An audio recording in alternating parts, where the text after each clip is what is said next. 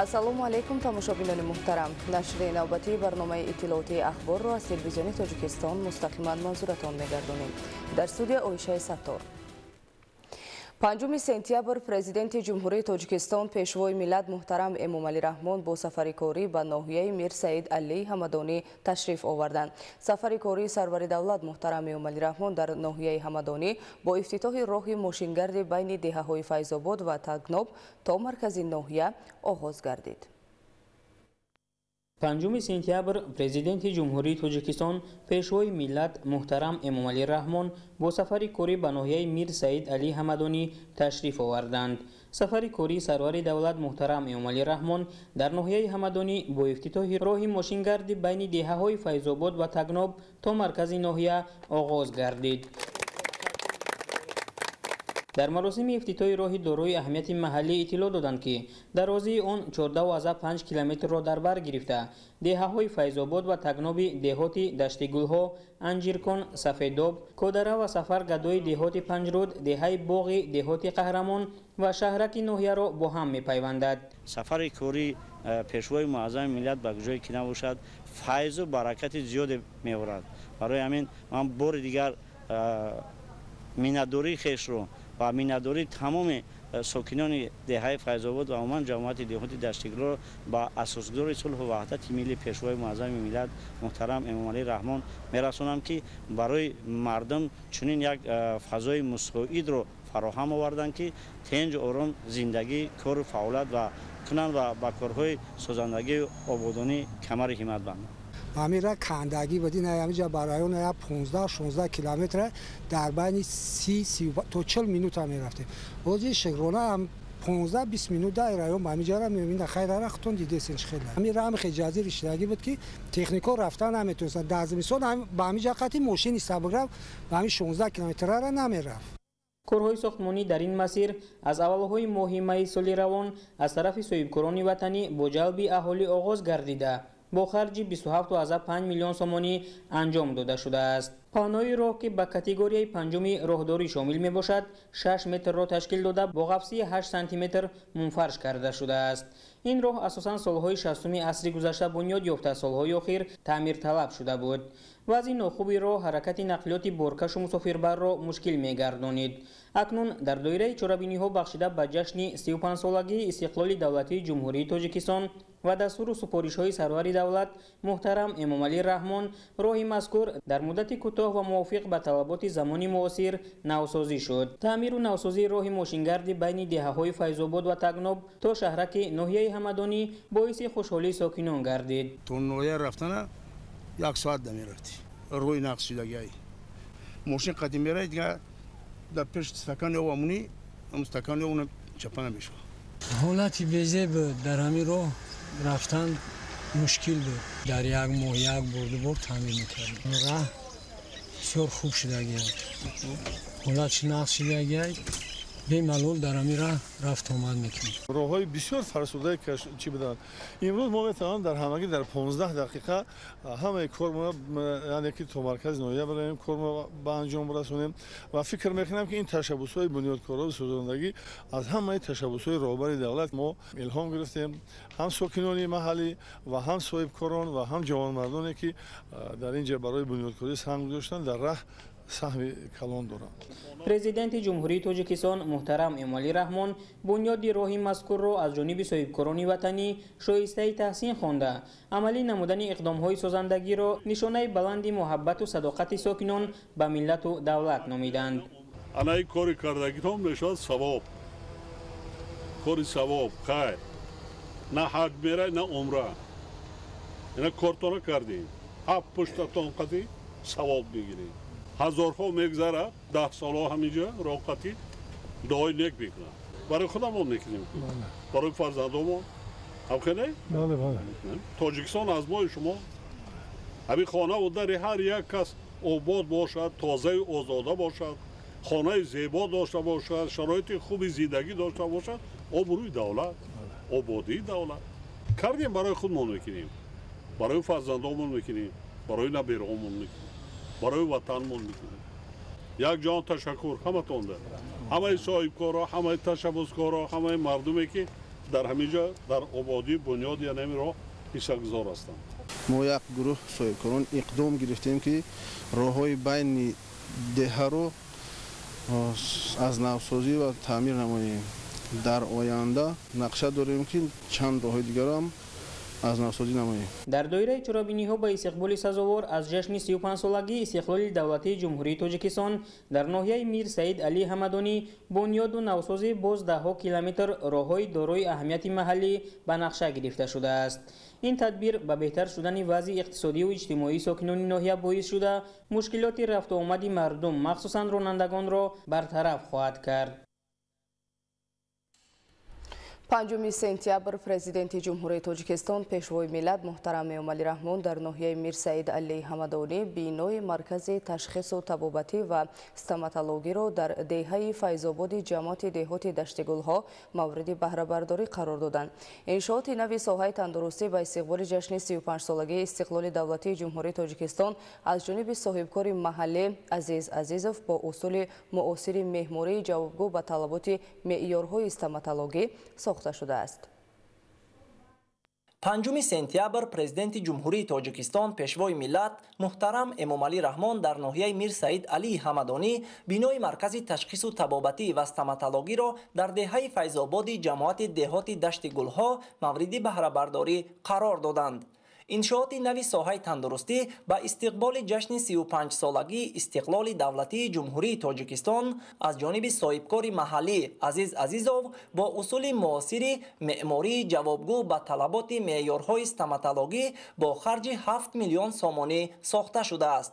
ضمن شناسایی اطلاع داده شد که بینای تازه بنیاد مرکز تشخیص و طبابتی و استوماتولوژی از 2 آشیانه عبارت بوده دارای 16 حجره از جمله حجره های قبول، تشخیصگاه، داروخانه، الکتروکاردیوگرام، تشخیص اولتراسدا، جراحی جاغی روی، دکتران دندان، ایمپلانتولوژ، ارتودون، آزمایشگاه برای تیار کردن دندان و به ضرر گردانیدن اسباب‌های دندان درمانی می باشد. مساحت انشاءات مذکور 500 متر مربع بوده در یک موضع بکار خوابیده بنیاد گردیده است و در رفت کارهای ساختمانی زیاده از 50 نفر متخصصان محلی به کار جلب گردیده بودند. مرکز تشخیص و طبابتی و استوماتولوژی دهه فیض‌آباد جماعت دشت گلها در مسافه 14 کیلومتر دورتر از مرکز ناحیه جایگیر بوده. در آن 30 نفر متخصصان ساحه از جمله 10 طبیب معلومات عالیدار و 12 نفر کارمندان میانه طب صاحب کار دائمی و معاش خوب شده اند. ما صاحبکاران از دستگیری‌های دولت به خصوص پیشوای ملت خرسند و میnnتدار هستیم. همیشه کوشش می‌نماییم که در رشد دادن کشور سهم خود را گذاریم. مرکز تشخیص و طبابتی و استوماتولوژی در جماعت دهات دشت گلهای ناحیه میر سعید علی حمدانی با دستگاه و تجهیزات‌های نوین مشهور جهانی به خصوص دولت ایتالیا مجهز گردانیده شده است. ما با این دستگاه‌ها می‌توانیم در این مرکز خدمت رسانی ایمپلانتولوژی، ارتوپدی، تراپوتی و استوماتولوژی کودکانه را تامین نماییم به مردم.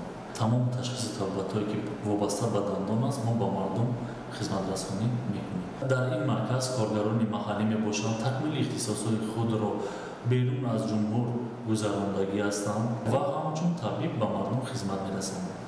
مرکز با دستگاه و تجهیزات معاصر تشخیص و طبابت دندان مجهز گردانیده شده است. خدمت رسانی مرکز مذکور برای ساکنان 12 دهه اطراف که بیش از 25,000 نفر را تشکیل می نمایند پیش بینی شده است. در مرکز با نظرداشت فراهم بودن شرایط و اقتدار وسیع کادری و تکنیکی امکان است که به ساکنان دیگر شهر و ناحیه ها هم خدمت طبی رسانیده شود. لکن دست کار میکنیم که از دیگر ناحیه اینجا بیان طبابت. به تلویزیون به رادیو فلان جدا دلخیر طبیب است. الان که کسالخانه است حتی در شهر دوشنبه همه پیش دندانپزشکان باید نمیروند میدونند مردم که کجا و کی است. تا این مدت ساکنان مجبور بودند که برای یک چند نامگوی خدمت رسانی‌های طبی در سمت دندان درمانی به دیگر جایها روند، زیرا چنین دستگاه و تجهیزات و آزمایشگاه معاصر شروع از تشخیص، طبابت، اندازه‌گیری و قالب‌ریزی دندان و دیگر نازکی‌های کار ساحه در این منطقه موجود نبود. ما ساکنان دهه به نهایت از آن شدیم و خرسندیم که با دستگیری‌های پیشوای ملت چونین مرکزهای سلامتی و راههای منفرش در دهه ما بنیاد گردیده کار فعالیت زندگی ما ساکنان دهه را باز هم بهتر و خوبتر گرداندند. پیشتر وقت راههای ماشینگرد چونین مرکزهای سلامتی در دهه ما کم بود. مشکل بود. ما به ناحیه‌های دیگر به مرکز ناحیه به شهر دوشنبه رفته تشخیص را گذرانده و توبت خود را می‌گرفتیم. اکنون برای ما ساکنان خیلی خوبتر و بهتر شده است که ما از خدمت رسانی‌های طبی در مرکز دهه خود ما بهره‌ور می‌گردیم. اطلاع داده شد که با جانبداری از سیاست اجتماعی حکومت جمهوری تاجیکستان و هدایت و راهنمایی‌های پیشوای ملت محترم امامعلی رحمان همه گونه خدمترسانی در مرکز مذکور به یتیمان کل، شخصان یکه و تنها، سابقه‌داران جنگ و مهنت و دیگر طبقه‌های نیازمند جامعه به طور رایگان پیش بینی شده است. ما طبیبان خرسند هستیم که چنین مرکزی تشخیصی و طبابتی در دهه ما بنیاد گردید با شرایط زمانوی با همه دستگاه‌های حاضر زمان ما کوشش میکنیم طبیبان که به خلق و وطن خود خدمتی صادقانه نماییم.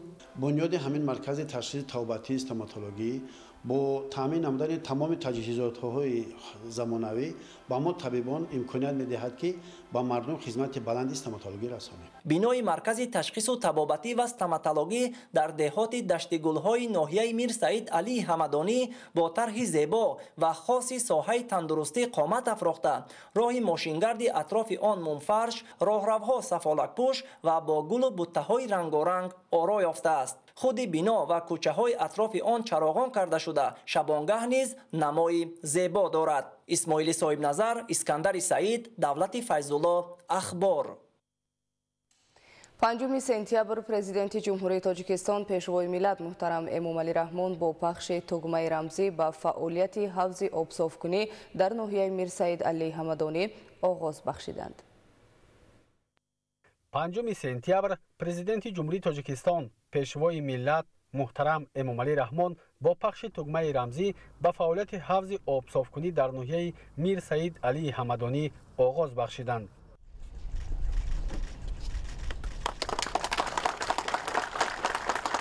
با مقصد بلند برداشتن نیکواحوالی ساکنان با راه بهسازی اداره‌کنی نظام آبیاری خواجگی‌ها در حوزه دریای پنج در منطقه گروه ناحیه‌های فرخار و حمدانی و واسع ساخته شد. از نقطه نظر جغرافی ناحیه حمدانی در منطقه پست‌تر از سطح مجرای دریای پنج جایگیر است و از این سبب موضع مذکور قبلا بارها از بارشات و آبخیزی خسارات دیده است.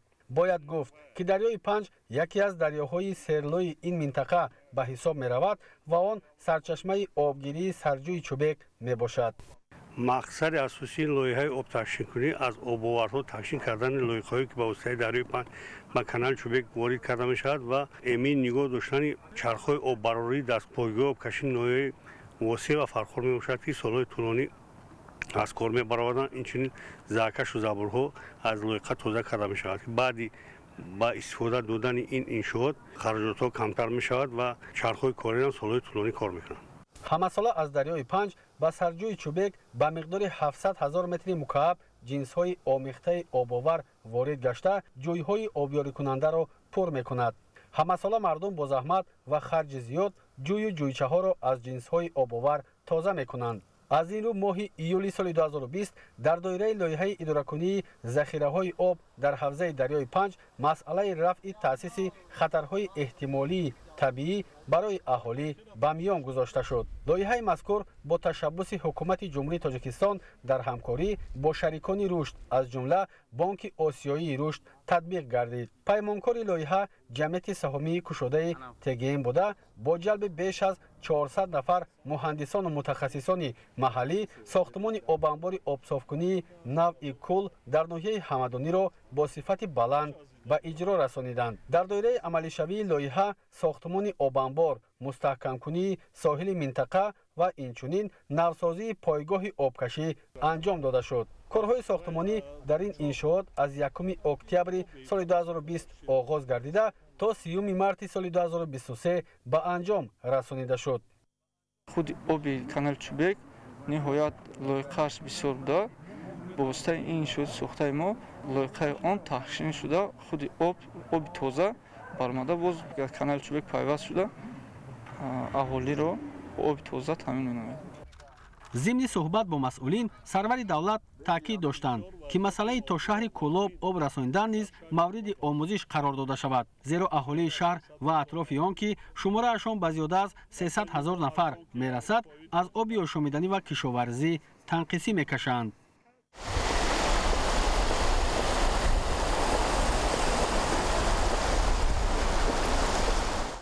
اطلاع داده شد که چوبک در بین شبکه‌های آبیاری حوزه دریای پنج کلانترین بوده مساحتش 50,160 گکتار را تشکیل می‌دهد. از بس که در این منطقه ساحه کشاورزی اساس ترقیات اقتصادی میباشد، بنیاد انشاءات مذکور نه تنها اهمیت اقتصادی بلکه اجتماعی نیز دارد زیرا آن بیشتر از 60% اهالی را با کار تامین میکند. در ساختمان انشاءات بیش از 80 تکنیک و مکانیزم گوناگون استفاده کرده شد. مهندسان و بیناکاران برای سالیان دراز خدمت نمودن انشاءات آب تامین کنی کارهای ساختمانی را با صفت بلند انجام دادند.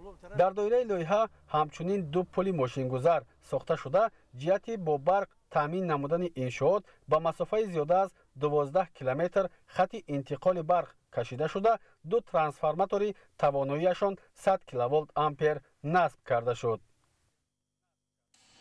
5 سپتامبر پرزیدنت جمهوری تاجیکستان پیشوای ملت محترم امومالی رحمان در دوره سفر کاری در ناحیه میر سعید علی حمدانی ولایت ختلان از زمین‌های جمعیت دارای مسئولیت محدود تاج اگرو بازدید نموده با وضع کارهای صحرایی شناس شدند. 5 سپتامبر پرزیدنت جمهوری تاجیکستان پیشوای ملت محترم امومالی رحمان در دایره سفر کاری در ناحیه میر سعید علی حمدانی ولایت ختلان از زمین‌های جمعیت دارای مسئولیت محدود تاج اگرو بازدید نموده با وضع کارهای صحرایی شناس شدند. با سرور دولت محترم امومالی رحمان نخست امکانیت‌های آبیاری و باغ و تاگزاری با اصول نو بنیاد شده معرفی کرده شد. با بنیاد 2 حوض نوی آب صافکنی و نصب 3 پایگاه آبکشی و تکنولوژی صافکننده آب امکان فراهم شده است که 50 گکتار زمین با اصول قطرگی آبیاری شود. پیشگیری از سخت‌شوی قبط زمین، دسترسی بهتری رستنی به غذا و دیگر عامل‌ها از افضلیت اساسی آبیاری قطرگی به حساب می‌رود. از دریای پنج آب را گرفته با 2 تا حوض تکشین کرده و بعد این را توسط 26 آب تازه کنک گذرانده به سیستم قطرگی روان می‌کنیم. ما توسط همین دستگاه مقداری غذاناکی داروهایی که به باغ تامین می‌شود معین کرده با چینک‌ها روان میکنیم. تمام سیستم حاضر زمان نفس ما میتونیم که با 70 تا 450 گکتار زمین آب تامین کنیم. امسال کشاورزان جمعیت دارای مسئولیت محدود تاج اگرو به طور تجربوی در میدان 1.5 گکتار باغ اینتنسیوی تجربوی سیب بنیاد نمودند که عین زمان در حالت خوب نشو و نما می باشد. با مکمل شوی تجربه آینده میدان باغ‌های با تکنولوژی نو آبیاری شونده وسیع کرده می شود. راهبر دولت با یادآوری از وضع کنونی جامعه جهان و دوچندشوی طلبات اهالی سیاره با مواد غذایی بهسازی امکانیت‌ها را برای استحصال محصولات کشاورزی جهت رسیدن به یکی از 4 هدف استراتژی حکومت کشور تامین امنیت آذوقه‌واری مهم ارزیابی نمودند. سالهای 2023-2024 با نظرداشت طلبات بازار استعمالی در میدان 17 گکتار نوهای بدانه انگور در اساس تجربه معاصر شنانیده شده است. اگر با اصول عنعنوی در میدان 1 گکتار تا 330 بوته انگور جایگیر کرده میشد، با اصول نو در میدان 1 گکتار زیاده از 1300 بوته جایگیر کرده می شود که از چند جهت افضلیت دارد.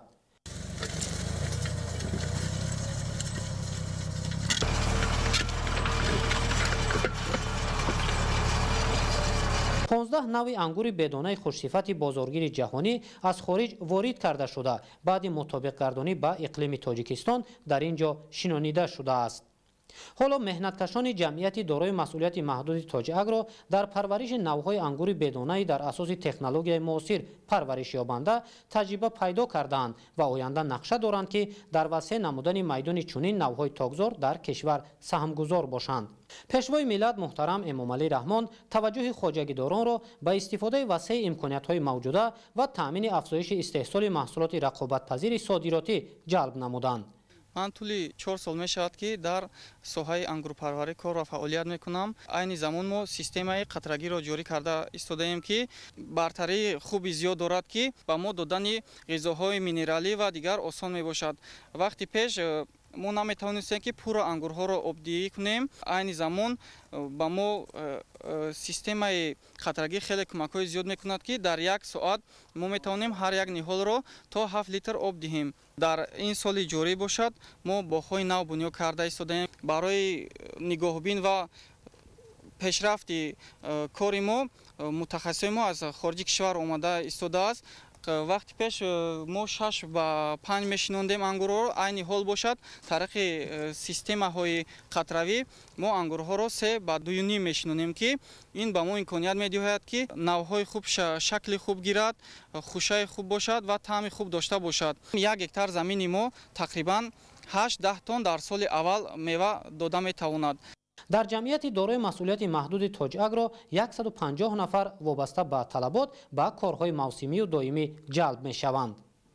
مهنتکشان تلاش دارند جهت سهمگذاری در تامین امنیت آذوقه‌واری توسط در استحصالات جاری کردن تجربه معاصر ثمره‌ناکی زمین را بلند بردارند. جمعیت دارای مسئولیت محدود تاج اگرو در مساحت 3 هکتار زمین برای پرورش زراعت و درختان سیتروسی و تروپیکی 2 گرمخانه دائم عمل کننده بنیاد نموده است. حالا پرورش نهال‌های درختان تروپیکی به طور تجربوی به راه مانده شده است. مهنتکشان نقشه دارند که توسط مطابق گردانی با شرایط اقلیم تاجیکستان افزایش استحصال میوه‌های تروپیکی از جمله مانگو، بنان و آووکادو را تامین نمایند. برای سهمگذاری در تامین برنامه آذوقه‌واری مملکت کارخانه‌های ما کوشش به خرج می‌دهد که از هر یک قطره زمین را ثمره‌ناک استفاده برده سهمگذار باشند. اینک ما در گرمخانه‌ای که با پرورش بنان مشغول هست این نمود رستنی را از بیرون از مرز جمهوری با ما دسترس کردند که نوهای خوبی او را ما با اقلیم تاجیکستان مطابق کرده نیت داریم که پرورش اون را زیاد کنیم. از اون جمله پرورش مانگو که در جمهوری ما عموما وجود ندارد، برای پرورش اون، برای حاصل گرفتن از اون ما کوشش کرده ایستادیم که همین نوع مانگو را هم در کارخانه زیاد کنیم و بازارهای جمهوری را از این نمود میوه ها فراوان کنیم. در کارخانه ما بغیر از گرمخانه که بنان و مانگو هست، باز گرمخانه است که در اون لیمون پرورش کرده می شود. خلمچه انگور که از خودمون از دیگر بیرون از مرز جمهوری آوردن 5-6 نمود این انگور که انگور بدانه می باشد. ما در میدان 50 هکتار زمین از این انگور هم داریم که این انگور هم صفت‌های خوب انگور هست که در جمهوری ما نقض انکشاف می‌یابد. نسبت انگوری که در ما هست، انگوری وطنی، این انگور فرقیتش در آن است که 15-20 روز پیش پخته می‌رسد.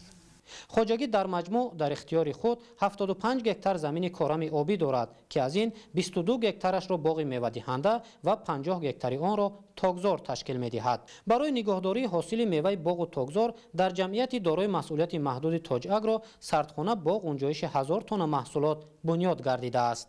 اینچنین در حدود جمعیت کارگاه کارکرد عسل فعالیت می‌کند. نمونه محصولات در خواجگی پرورش یابنده به پرزیدنت کشور محترم امامعلی رحمان معرفی کرده شد. سرور دولت خواجگیداران را به استفاده ثمره‌ناک زمین وابسته به شرایط دیگرگونشوی اقلیم به راه ماندن پرورش رستنی‌ها هرچی بیشتر در استحصالات جاری کردن تجربه معاصر و رشد ساحه کشاورزی هدایت نمودند. نیمه دوم روز 5 سپتامبر سفر کاری پرزیدنت جمهوری تاجیکستان پیشوای ملت محترم امامعلی رحمان به ولایت ختلون ادامه یافت. نخست سرور دولت محترم امامعلی رحمان در جماعت شهرک خوالینگ ناحیه خوالینگ با برداشتن پرده از روی لوحه خاطروی بینای نوی بیمارخانه مرکزی ناحیه را به استفاده داده با شرایط کار و فعالیت و خدمت رسانی در آن شناس شدند. 5 سپتامبر президенти ҷумҳурии тоҷикистон пешвои миллат муҳтарам эмомалӣ раҳмон дар ҷамоати шаҳраки ховалинги ноҳияи ховалинг бо бардоштани парда аз рӯи лавҳаи хотиравӣ бинои нави беморхонаи марказии ноҳияро ба истифода дода бо шароити кору фаъолият ва хизматрасонӣ дар он шинос шуданд. бунёди бинои нави беморхона дар доираи татбиқи лоиҳаи беҳтарсозии хизматрасонии тиббӣ ба модару кӯдак бо маблағи 3 миллиону 410 ҳазор доллари амрикоӣ амалӣ гардидааст. корҳои сохтмонии ин муассисаи тиббӣ моҳи сентябри соли 2022 оғоз гардида моҳи августи соли 2024 ба итмом расид. дар рафти сохтмон муҳандисону сохтмончиёни ширкати стройцентр масолаи хусусифати сохтмонии ватаниро истифода карда талабот ва меъёрҳои стандартиро риоя намуданд. муассисаи нави тандурустӣ аз 3 бино: бинои асосии 3 ошёна, таҳхона, 2 бинои 2 ошёна, декхона, анбор барои захираи маводи сӯхт, манораи обфишор, трансформатори барқӣ бо иқтидори 250 киловатт-соат, генератори дизелӣ бо иқтидори 200 киловатт-соат ва иншооти ёрирасон иборат аст. дар беморхонаи марказии фаъолияти шӯъбаи қабули калонсолон ва шӯъбаи қабули хурдсолон бо фарогирии 80 кат роҳандозӣ гардида дар ин замина шӯъбаҳои амрози дохила, ҷарроҳӣ, ёрии таҷилӣ, таваллуд, ёрирасон ва маъмурият барои хизматрасонӣ омода гардидаанд. дар баробари бунёд гардидани бинои нави беморхонаи марказӣ муассисаи мазкур бо дастгоҳу таҷҳизоти муосири тиббӣ ба монанди рентгени рақамӣ, оксигенераторҳо, дастгоҳи ташхиси ултрасадо, сабти барқии дил, таҷҳизоти муосир барои ташхис ва табобати гурда, биоанализатор, дастгоҳҳои нафасдиҳии сунъӣ, автоклав ва таҷҳизоти беҳдоштӣ ворид ва насб карда шудааст. президенти ҷумҳурии тоҷикистон пешвои миллат муҳтарам эмомалӣ раҳмон зимни суҳбат ба бештар такмил додани сатҳи тахассусии онҳо, баландбардоштани сифати хизматрасонии тиббӣ ба аҳолӣ ва муоширати хубу масъулияти баланд доштан дар кору фаъолият тавсияҳои судманд доданд. мавриди баҳрабардорӣ қарор гирифтани беморхонаи марказии муҷаҳҳаз бо дастгоҳу таҷҳизоти муосири тиббӣ дар беҳтарсозии инфрасохтори шабакаи муассисаҳои тандурустии ноҳия мусоидат намуда барои саривақт ошкор, ташхис ва табобати бемориҳои гуногун ба беморон хизмат мерасонад. боиси сарфарозист ки бо иштироки меҳмони одилқадр асосдори солу адати миллӣ пешвои миллат ҷаноби олӣ эмомалӣ раҳмон имрӯз беморхонаи марказӣ ки дорои 3 ошона бошад ба истифода дода мешавад. беморхона ба тамоми таҷҳизотҳои ҳозирзамон аз қабили рентгени рақамӣ, узи, экг ва дигар таҷҳизоти тиббӣ муҷаҳҳаз гардонда шудааст. дар беморхона 125 нафар кормандон ба ҷои кори доимӣ таъмин мегарданд. аз 125 нафар кормандон 12 нафар духтури маълумоти олидор, 56 нафар духтурони маълумоти миёна ва дигар кормандон, дар ноҳия 58 нафар духтури маълумоти олидор ва 316 нафар духтурони маълумоти миёна фаъолият менамоянд. аз дастгириҳои бевоситаи пешвои муаззами миллат рӯҳи илҳоми тоза гирифта сатҳи сифати хидматрасониро ба мардуми ноҳия хубтару беҳтар мекард. аз тарафи пешвои миллат муҳтарам эмомалӣ раҳмон ҷиҳати ташаккули инфрасохтори соҳаи тандурустӣ ва саривақту босифат расонидани ёрии тиббӣ ба кормандони беморхона 2 мошини ёрии таҷилӣ тақдим карда шуд. саҳни ҳавлии беморхона сабзкорӣ гардида дар он зиёда аз 105 бех дарахти ороишӣ, сояафкан ва гулу бутаҳо шинонида шудааст. баробари ба фаъолият оғоз намудани бинои нави беморхонаи марказӣ дар ноҳияи ховалинг 125 корманди соҳаи тиб бо ҷои кор таъмин гардид. ҳамасола ташрифи пешвои муаззами миллат боиси сарафрозии мардуми сарбаланди ноҳияи ховалинг мегардад, чунки ҳар сол зимни ташрифи ҷаноби олӣ муҳтарам эмомалӣ раҳмон иншоотҳои аҳамияти иҷтимоӣ ва стратегӣ дошта кушода мешаванд. барои гузарондани ташхису табобати бархе аз беморон мо беморонро ба тариқи рохат ва беморхонаҳои марказии ҷумҳурӣ ва шаҳри Клоб мефиристодем. инак бошад ифтитоҳи беморхонаи марказии ноҳияи ховалинг бо дар назардошти беҳтарин шароити муосири корӣ ва таҷҳизоти нав муосири тиббӣ ташхису табобати ҳамаҷонибаи беморон дар беморхонаи марказии ноҳияи ховалинг амалӣ мегардад. мо табибони ноҳияи ховалинг миннатдории самимии худро ба пешвои муаззами миллат ба хотири дастгирии соҳаи тандурустӣ арз менамоем, зеро ифтитоҳи беморхонаи марказии ноҳияи ховалинг беҳтарин тӯҳфаи муҳтарам ҷаноби олӣ барои табибон ва барои тамоми мардуми ноҳияи ховалинг мебошад.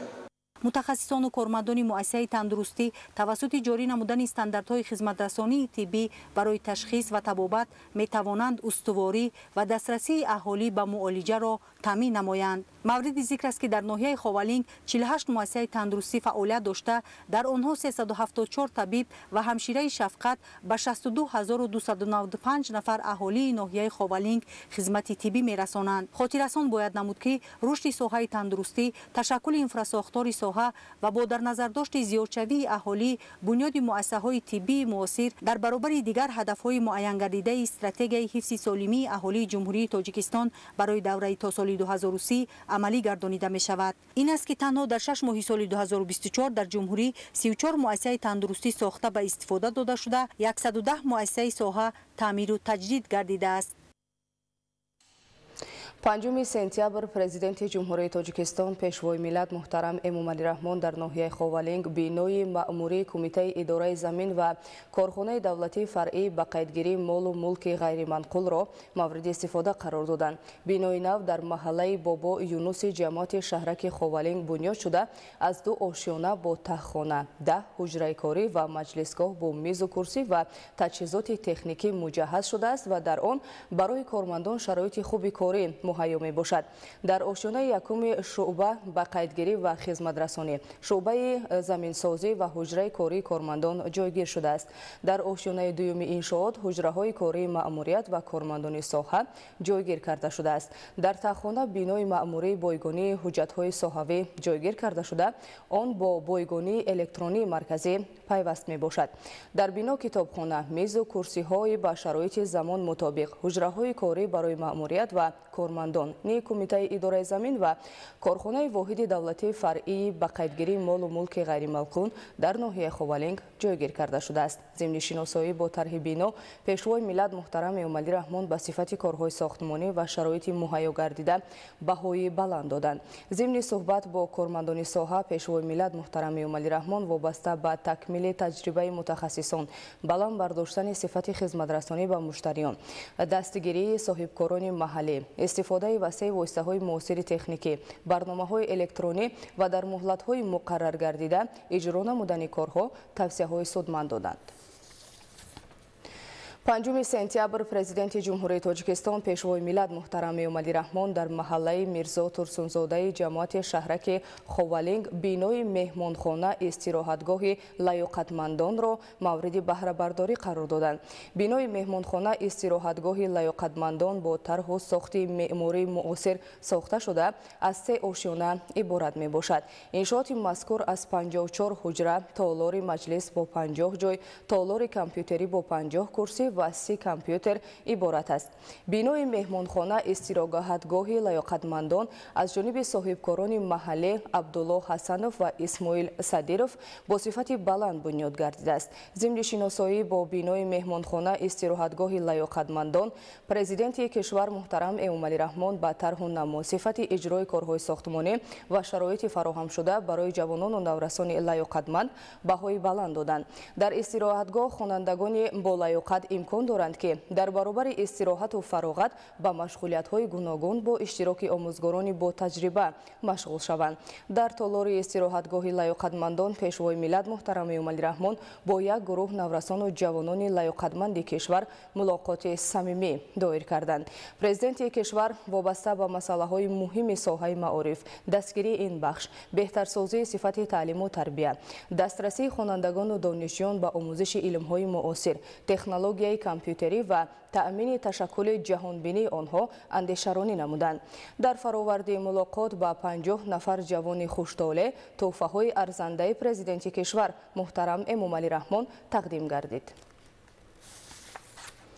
5 سپتامبر پرزیدنت جمهوری تاجیکستان پیشوای ملت محترم امامعلی رحمان در جماعت شهرک خاولینگ بینای مأموری شعبه اگنتی سقورته اجتماعی و نفقه ناحیه را مورد بهره برداری قرار دادند. بینای مأموری شعبه اگنتی سقورته اجتماعی و نفقه نزد حکومت جمهوری تاجیکستان در ناحیه خاولینگ از 2 آشیانه، 15 حجره کاری، کتابخانه، نقطه روزنه یگانه و حجره های سانیتری داخلی و بیرونی عبارت می باشد.